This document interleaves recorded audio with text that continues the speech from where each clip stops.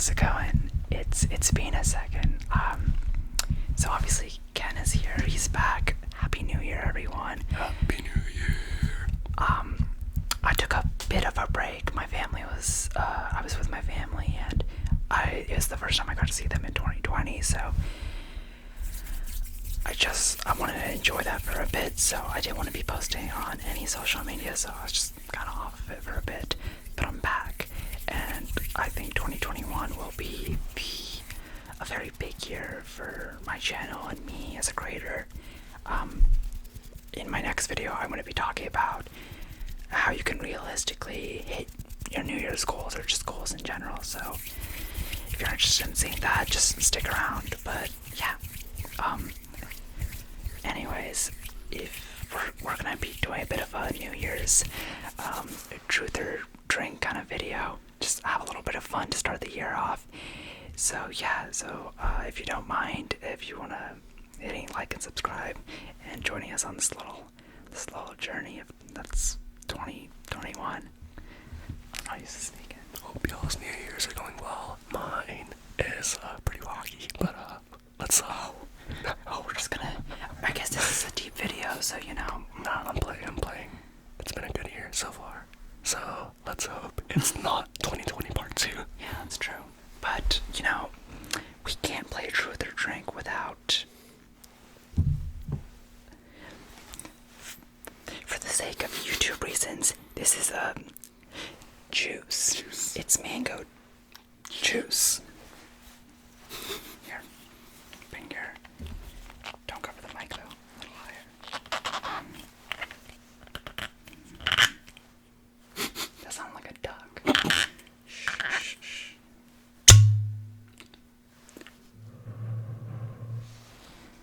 One second.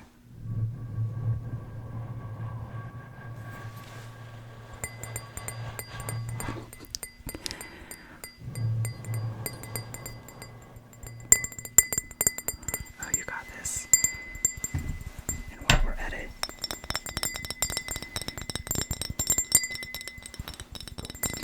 okay, alright. I don't know how much is left, so I'm just gonna pour.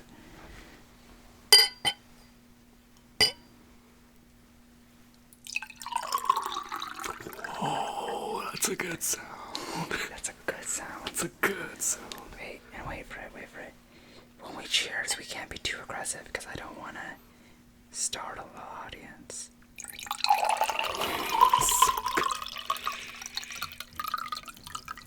Oh, we're running a little. I guess we finished it. It's okay. This is leftovers from New Year's Day.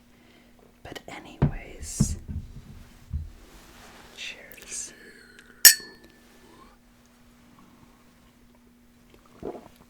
It's so good. That's really good mango juice. Okay, so we are playing a game called Truth or Drink, and we looked for many of a PG version of this game, and let me tell you, it was difficult. And if we played the normal question game, this video would be very rated R, and that is not what we do here. We are a wholesome, family-friendly community, and that is why we are drinking orange or mango juice.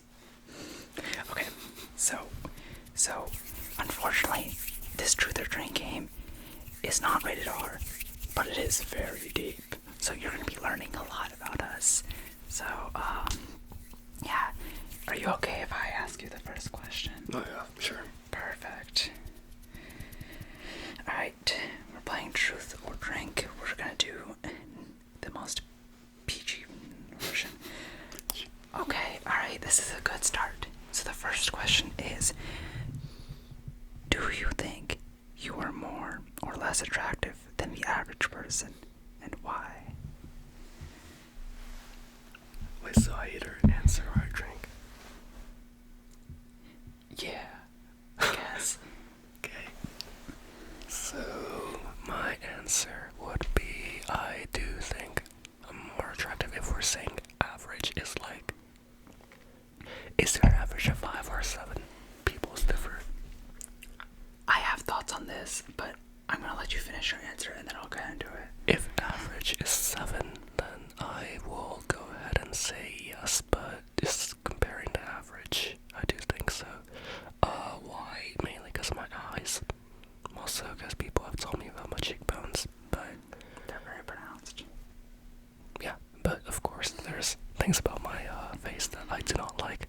So, not obviously perfect or anything like that, but if we're talking about being above average, then I do believe so, yes. Actually, I think it'd be cool if we both answered each question. I think that'd be a good idea. And I'm also going to agree that I think, based on like the average person, I think I'm a little more attractive. It's like hard to say that and not feel like you're sounding narcissist. There's like a fine line. Hey, there's a difference between like being confidence and confident and narcissist. And I think it's how you present yourself and how you carry yourself. It's okay to think you're attractive and have this air of confidence if you mix it in with at least the subtlety of humbleness. But in terms of like the whole number scale, which I don't like the concept of rating people per se, but I think it's very superficial. However, if someone was to say you were a 6 per se, from a statistics standpoint, that's actually not that bad, because most statistical averages fall on a bell curve. So let's say someone put you between a 4 and a 6, over 90% of the population's just going to be there anyways. And if they said you were between if you were in like the second standard deviation, that's like 99.2% of the population. So if someone said you were like a 7, they're saying, hey, like if I got you in a room full of like 100 people, you're number 1. Like you were in like the 1 or 2 most attractive people in the room. So if someone called you a 7, solid compliment. And yeah, so, but A, rating people superficial, but B, if you were like, actually, I have a follow-up question. If you had to rate yourself on a scale of 1 to 10, where would you put yourself? 7.5. Okay. Like I said, above average, but like barely above average in my opinion for myself. I would say like a 7.5 or 8. Like, okay, so hear me out. Like, I'm very happy, like, where I'm at physically. I think, like, my main detractor is, like, I'm not, like, both of us aren't that, like, tall. We're on stilts right now. We're 4'6". I'm kidding. How tall are you? You're, like, 5'8". I am 5'7", going to 5'8", maybe. And then I'm, like, a little under 5'9", which is the average height. It's funny because all my, not all, but I have a few female friends that are like, there's no way that you are 5'7". I'm like, what do they take think? a picture of me with a dude that's shorter than me, that's 5'6", and you could clearly tell, and they're like, nah. And I'm like, what that? That's true. It even is the reason for making that comparison. When we have a picture, there's proof, and you ignore that evidence. I think one thing that's very interesting is I think you and me, even though we're not the tallest, we do know how to carry our height. And maybe I think it, like, dance and stuff, like, helps, like, with knowing how, like, our bodies look in different, oh my gosh, different framings. So, like we know how to dress ourselves and how to kind of carry ourselves in a way to, like, give off this, at least, aura of, like, stature. Doesn't necessarily mean we're taller, but there's a perception, and when someone's shorter than you, I think perception does matter a lot. Like, I wear a lot of, like, slim fitting pants because it makes my legs look longer. So, like, little Actually, same outfits for like me that. too. Same for me too. Yeah. Okay. Next question, and I guess we'll both answer. So I guess the drink part is whenever you want to. I am thirsty, so. This video is making me realize that I hate my side profile because I have really baggy eyes. Okay. Next question, and I'll ask this question already, but that's okay. What's something you're still self-conscious about? Are you working on it? We literally just talked about this, but... Yes, we were talking about it literally right before we started this, but the answer to that for myself is my teeth. My culture actually doesn't really care about straightness of teeth or anything like that, and because of that, my parents, they never were the type to push braces into my, life. And if I think about it, I used to grow up in Georgia when I was a little boy, and that was until I was like 12 years old. And like the kids or like the friends I had all around me were getting braces, so I don't know why they didn't do it. They didn't push the concept of braces into me when I was a little guy, which I wish they did. But yeah, that's the reason why I haven't gotten it until now. But I've been thinking more and more about it, and I really do think I need it. So my biggest insecurity by far is my teeth. But for right now, I mean, there's not much I can really do other than just embrace it. So until the day that I go fully get braces soon, just gonna, be who I am. So. Okay.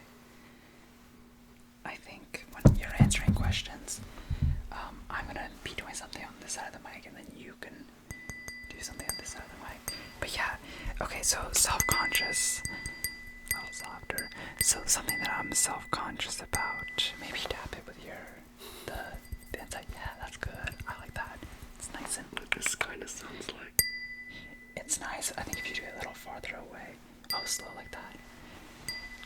Okay, switch between the two. Experiment, yeah. I'm fine with that. Okay, so something I'm self-conscious about. So, I think I've mentioned this before, but, it just makes me think of an alarm clock, and it keeps, like mentally tripping me out. Okay, I can do that. Okay, so I've talked about having body dysmorphia before, so it's something I'm working on, basically having a better relationship with my body, a better relationship with my mind, and being more proactive. One of the things this year that I want to learn more about, and then in turn I'll teach the ASMR community that I've built about, is like meditation and my journey with that. So I'm probably gonna actually pay for one of the apps, I'm not sure yet, and try to do it for at least like 10 minutes every single day, and just see what happens, and see if I in turn get a better relationship with myself and my body, because I do think having like body dysmorphia is not just the relationship that you have with your body as much as like the relationship that you have with your mind and your perception of self. So yeah. Alright. I'm done switch. I'm unsure about that one. And we're back. Sorry about that. My camera died. This camera is new. Still getting the hang of it, and we just have to take a quick little break, but we're back. So we're gonna go ahead and get into the next question. No, probably not that. Ooh. Alright. What is something I do that you hate? I know my answer already.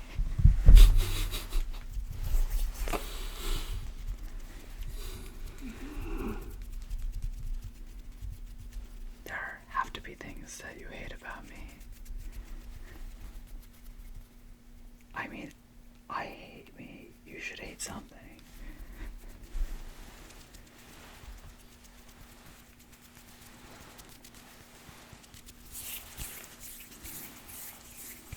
Because I could probably think of instances where I get annoyed, but I can't even think of those right now. I have nothing that I could say I hate. Oh. Yeah, I couldn't even think of instances I'd like. I feel worse for having an answer now. I mean, you know what it is. Yeah. It's just, let's say I tell him, hey, let's meet for dinner at 8 o'clock. 8:30, I'm on my way, and that means he's leaving at 9. So I'm sitting there at the place being like, cool, we're gonna eat dinner at 8. And then at like 9:30, he strolls in and be like, yeah, it's time. I'm like, alright, it's fine. You know, we were talking about this before too, or actually today, but let's say for example I have to leave at 5:40 to meet a friend at 6, and it's like 5:20 when I look at the clock. For some reason, my brain starts hurting and it tells me you need to be late. And I'm like, okay, so I intentionally act very slowly so I'm late. I don't get it. And then my brain stops hurting. I genuinely don't understand it, but it's fine. I don't understand either. Okay, the next question is, what is something you've always done and only realized as an adult that it is weird? These are difficult questions. Yeah, it's getting progressively harder. We're only gonna do like one more question after this, maybe. Ooh, you go first. Okay, so one of the things I do when I get really nervous, or if I'm doing something kind of dangerous, I will turn it into a song, and I will sing that song out loud. Like if I'm crossing the street and cars are going very fast, I will make a song about cars, hopefully not murdering me, and just sing it out loud, and people will hear, and it's a little weird, but it's kind of funny. That's mine. I don't think I have a direct answer. So I am weird, and I fully admit that, and I think all my friends could fully acknowledge. I mean, I think we're both weird. Yeah, that too. But like, what's it called? So because like I already know I'm weird. I think my habits keep on changing as I get older. I don't think I have any habits from when I was a kid, but instead I have new habits that I have right now. Are I think pretty weird. I make a bunch of noise when I'm by myself, so. Okay, next question. And I think... No, that doesn't work. That's for a group. No. Okay. This is our last question, and y'all go. Oh, this is gonna get really... When was the last time you cried? What happened, and do you need a hug? Oh my god. I'll give you a hug, but I know the answer to this as well. We both cried yesterday. Oh, you did too? For different reasons. Oh shit. But do you want to go first? You don't have to like say it. No, it's fine. Yeah. The answer for me is yesterday, and that's because my grandpa died. That's it. Yeah. And then mine was my parents went back. My parents live in a different country, and they went back home. And so I was saying bye to them. So also yesterday.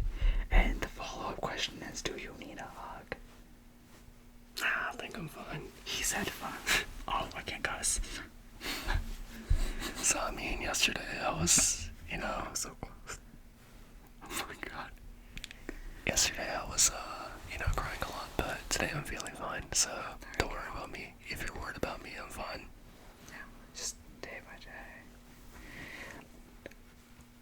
On that note, that's probably gonna do it for the first video of the year. It kind of ended on a solemn. Should we end on a happy note? Should we find a happy question? Yeah, probably. Alright, we should. Alright, let's do one more.